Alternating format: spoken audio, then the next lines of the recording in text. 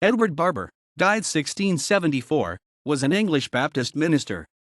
Barber was originally a clergyman of the established church, but long before the beginning of the Civil Wars he adopted the principles of the Baptists.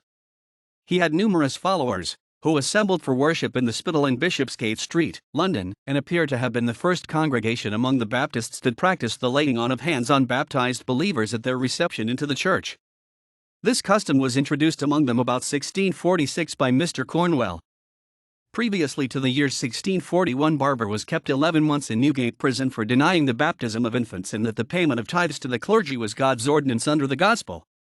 He preached his doctrines in season and out of season, and he has himself left an account of the disturbance he caused in 1648 in the parish church of St. Benay. The date of his death is unknown, but in 1674 he was succeeded in the care of the Baptist church in Bishopsgate by Jonathan Jennings.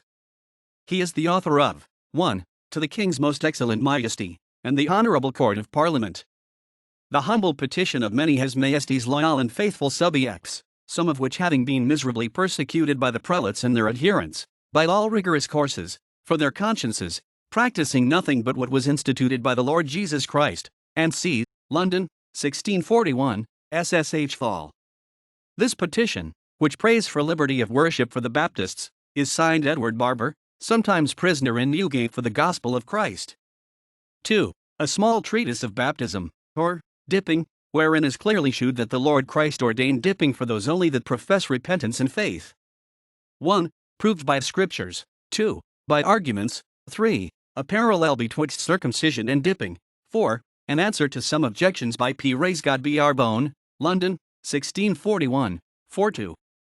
3. A declaration and vindication of the carriage of Edward Barber, at the parish meeting house of Benetfink, London, Friday the 14th of Iuli 1648, after the morning exercise of Mr. Calamy was ended, wherein the pride of the ministers, and Babylonish, or confused carriage of the hearers is laid down, London, 1648, 4-2.